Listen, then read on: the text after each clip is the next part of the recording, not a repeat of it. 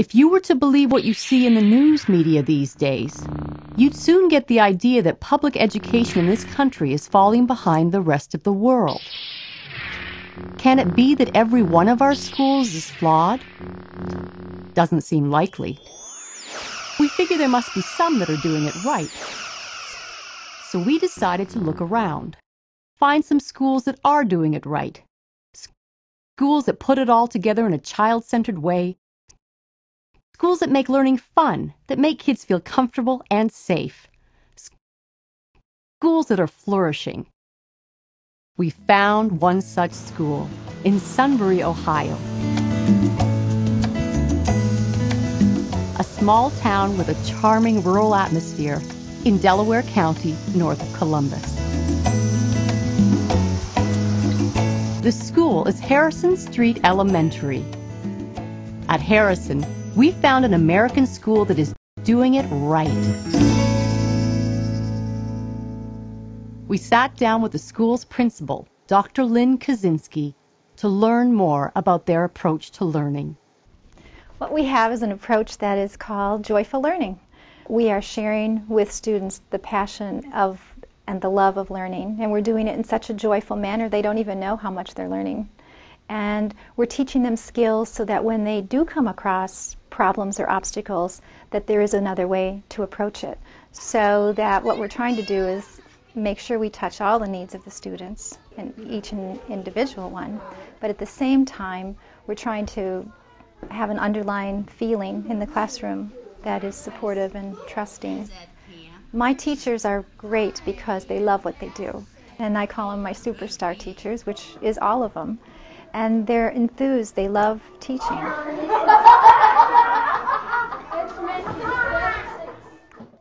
What word is that right there? I. Pop! Do you see what I mean? And they love teaching because they're really trying to look at that whole child. And when they look at the whole child, they're saying, how can I best teach so that that child is going to love learning? How can I teach so that that child will make a connection with the world? And how can I make sure that they leave my classroom every day going, I can't wait to get back? We look at how students learn fast. We look at how they're going to retain material.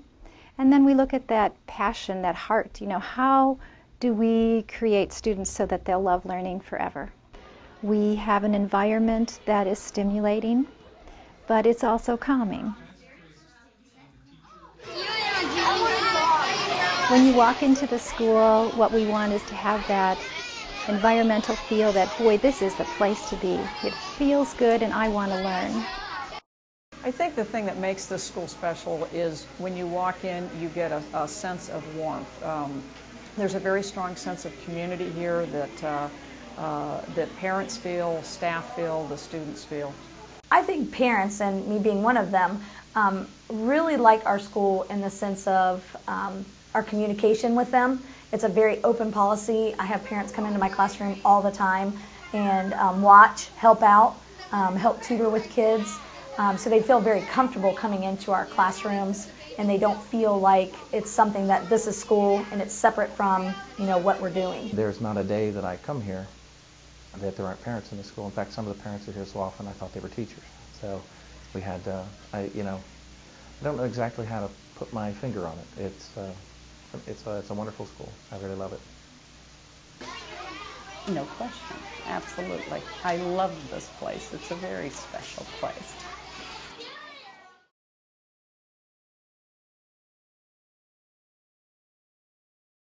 We know exactly where we're going, so we visit the outcomes that we are expected to teach all the time.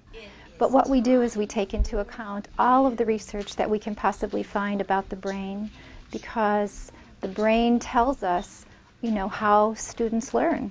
So the teachers look at the brain research that's out there, and they constantly say, how can I make learning faster and better, and how can I incite that passion for learning, and how can I make it fun for the students? Part of the approach of brain learning is that we try to figure out the learning style for every student.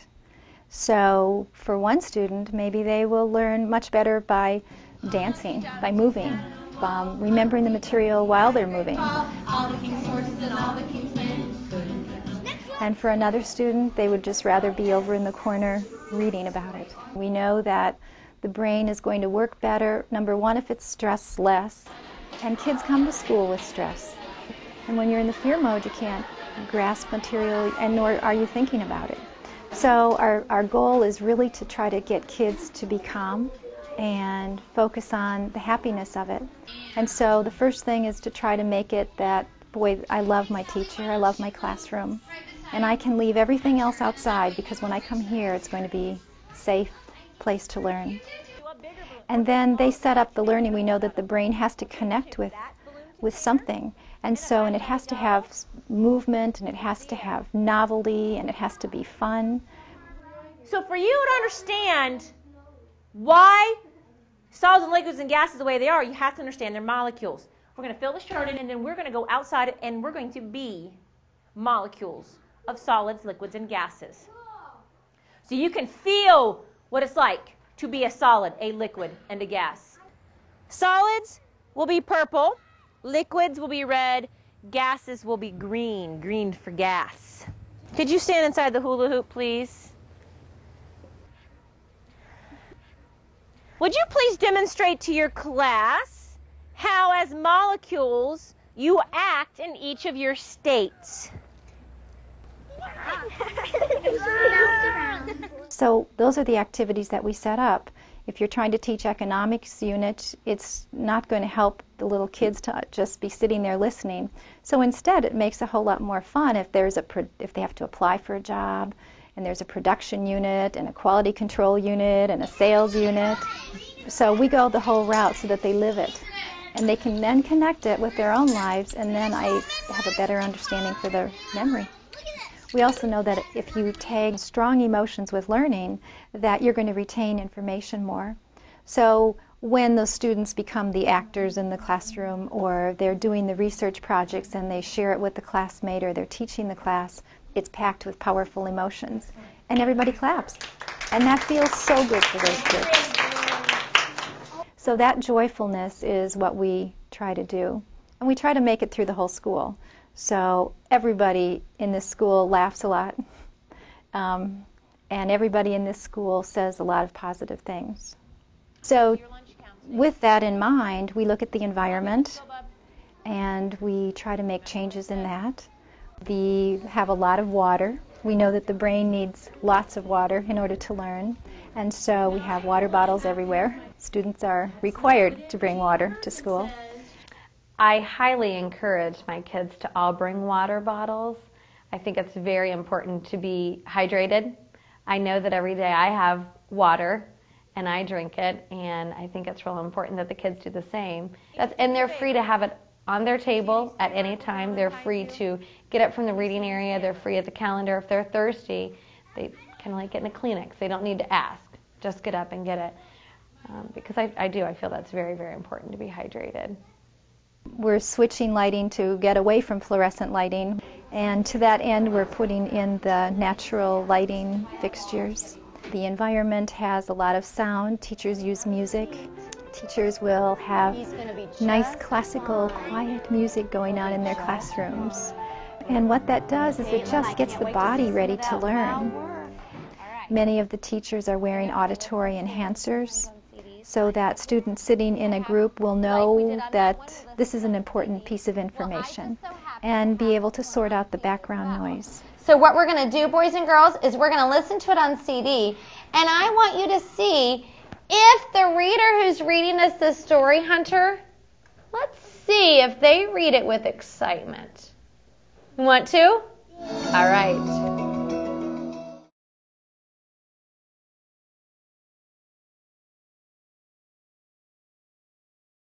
As we know, sitting in seminars as adults, it's hard to sit for a long time. So my teachers will say, gosh, it's been about 40 minutes. I think we better get up and do some brain gym exercises.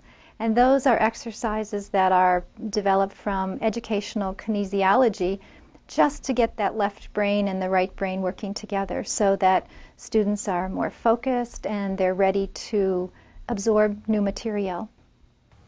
In the mornings, to get ready for our day, we do a brain researched activity that pretty much all the teachers use. It's called Brain Gym, and it is researched on connecting our left side and our right side of our brain, and using our whole brain, and there's different Brain Gym activities that you do that actually enhance math and reading and science.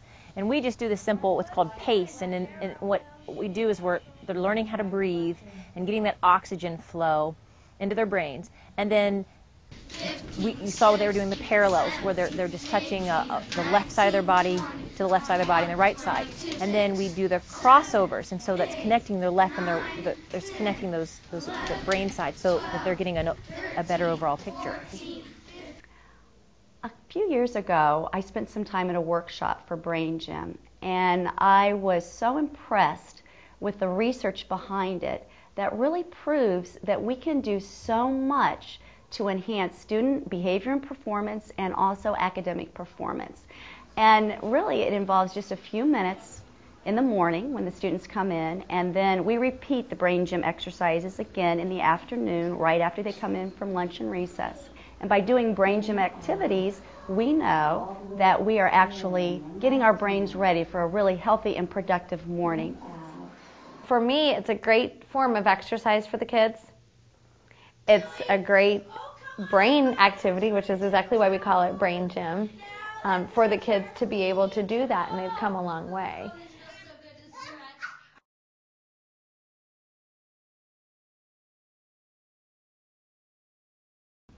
Students are on the computer in every classroom, I would say, every day. We are lucky to have mobile labs for computers. Oftentimes you'll see computers in the whole classroom using it together. While it's teacher-directed activities, students are off usually on their own, doing their own research type things, putting together their own PowerPoint presentations, so that they're learning the skills, but they're learning it within the context of a project that they're doing, something that they're studying, something that they want to learn more about. Our TV station, of course, is just every day. Kids love it. They love to see themselves up there, and they love hearing the school news. Good morning and welcome to another broadcast of WHSE Morning News. I am Elizabeth Finnegan from Mrs. Reel's 5th grade class. And I'm Cecily Nelson from Mrs. Hoag's 5th grade class. Today is Friday the 23rd of September. But it is exciting for the students to get on the TV and share their information. Plus, we're finding out that we have a lot bigger response. So when the kids are the newscasters and you want them to remember to bring in their labels or return their picture money, we get a very good response. Even a casual visitor senses that Harrison Street Elementary has become a special place for learning. The school offers warm, inviting, and secure surroundings for students, parents, and teachers alike. But does Harrison measure up as well academically compared with other schools? Dr. Melissa Conrath, the district superintendent, thinks they do. We do see the results in the academic achievement of the students. If you look at our test scores as simply one measure of student success, our students here are doing well and probably a little bit better than what would be expected based upon a number of factors. So we're seeing the results in our standardized testing, our state testing. I think you also see results in terms of the parent support. There are a number of factors that I believe are important when you look at whether or not a school is successful, and certainly academic achievement is one. Our students from this building are very successful in future years. How has Harrison Elementary gotten to where they are today? What are the elements that make it all work? It all begins with Harrison's principal. She has put together a staff of teachers who share her joyful learning principles and who work together with trust and enthusiasm. This will be my 5th year here. So I spent my first year just doing what I'm asking the teachers to do, and that's to build trust. I made sure that I tried to get to know every teacher and let them know how important they were. So I tried to build those relationships to begin with, because that's what I'm expecting teachers to do. My job is to give them that spark, and then they take off with it.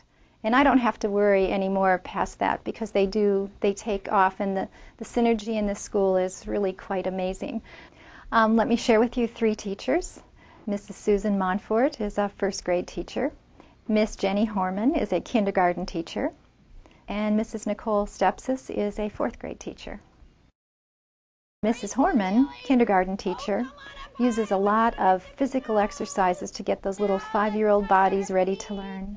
So you might see her in her classroom having everybody do different kinds of activities, but similar along the line of how do we deal with the brain at a 5-year-old level. And Mrs. Montfort, another excellent teacher, is very gifted at being able to figure out how different children read, so that she is not using one approach for reading, but she is using a variety of approaches. And while all students might receive more than one approach, you can be guaranteed that your student will be reading well by the end of 1st grade. It's really going to be Mrs. Stepsis will bring science to life, guaranteed. She has a garden outside of her door. She uses a water garden, so we have tadpoles and frogs. Kids are bringing them in, measuring sizes, putting poetry to that, so that she brings every single activity to life. Today was our very first day of introducing science, and I knew that I had to get across the main idea for what we're going to do. So I had to plan some really great activities that were hands-on, that incorporated all the learning styles that the kids would remember by the end of the day and been able to repeat. My whole mindset was, how can I make this fun and real to the kids? What does matter? You keep saying vinegar, water. What does that So that's what I was thinking about all weekend. Last night, I was just laying in bed thinking about how Professor I Matter was going to come to life and why that was important. Teachers are always looking for great ideas and loving to implement them in the classroom. And I attended a workshop this summer with Dr. Martell. And one of his suggestions, which I thought was fabulous, was to encourage the children to bring in pictures of their family. But I loved his idea of actually displaying them on a class wall, a wall of prominence, a wall of honor. Everybody, check out our family. Oh, everybody say hi, family. Hi, family. We sure do love you. We sure do love you. It's going to be a great day in 1st grade. It's going to be a great day in 1st grade. It's going to be a great day in 1st grade. We're going to work so hard. It's going to be a great day in 1st grade. Keep an eye on me. I'm going to be having lots of fun. Keep an eye on me. And get a great big kiss ready to blow to him. Very good. Hey. Formal in-services we have are twice a month, and we will talk about what's going on, or I'll have a speaker come in, or we'll read a book together. The informal ones are very powerful because that goes on every day, all day, when teachers talk to each other. In addition to that, I have a Friday focus, and in that Friday focus I point out things that I've seen in the school, questions that I want people to think about, articles that maybe they should read. So we have a pretty strong informal and formal structure here. But Harrison's teachers don't have to work in a vacuum. They have plenty of help from the community around them. Parents, teachers, and administrators are all dedicated to a common goal: to achieve a positive and inclusive atmosphere for their children. I have a very strong support system in this community. The superintendent is in our school at least once every other week. She makes sure she stops by the classrooms. In addition, I share with her that Friday focus every week and put on a little note, say, this teacher went out and did this and received a grant, and now we're going to be able to do more hands-on activities. I think we've had the opportunity over the years to hire good people. We have strong leadership in the building, and I think my role has been to support that and make that happen, then provide the resources that those staff need to get the job done. Meet some of the teachers and some of the staff that are in the building, and you get a sense of some of the good things that are going on. School board members are here. One school board member in particular has been to almost every function we have. I'm always introduced as a board member when I come to events, but I actually spend a lot of time here working with the kids and getting to know them. So I think that's one of the ways that the board can be supportive, is by showing an interest and being involved in what's going on. He owns a business in town, and so when the first graders are learning about production, they take a field trip over and actually see how you run a business. And so that whole part of the community is just very supportive. Several years ago, one of the first grade teachers called me up and said, we have our own company this year, and when we get done with our program or our project, we'd like to come and see how a real business works. And so I manufacture 3-ring binders and do screen printing. So they brought all the kids to my building. I took them on a tour of the building. I showed them how we make a binder. I showed them how we print a binder, did the whole thing. Well, that became an annual event. Parents play any kind of role you can imagine. They're in here tutoring. We did yellow, right? We did green. Really pay attention because you're going to have to guess soon. We did red. We did pink. Orange. Black. You guys remember that one. They're taking care of my gardens. They're painting my cafe. One of the things that Lynn has allowed me to do, Dr. K, is to come in and paint a mural in the cafeteria. Right now I'm in the middle of painting. I've got 3 50s era cars up there on the wall. And we, in turn, we hope we're communicating with the parents on a all-the-time basis, so that what we're trying to do is make it a family. You know, it's really a treat to be in a school where we have joyful learning. Joyful learning is just touching that child's heart. It's putting together the passion of teaching, and you see kids light up every single day. It's the connections between the teachers, the parents, the community. It's the connections between the students themselves, because there's those aha moments every single day. So the love of learning is just what it's about. How do we create students so that they'll love learning forever? Because we want them to leave here with that love. So the next time you hear someone in the media knock our public schools, think of Harrison Street Elementary School in Sunbury, Ohio. The teachers, the principal, the parents, the entire community, they're doing it right. Together, they are giving their kids what they need to become better learners. And all, especially the children, are having a good time doing it.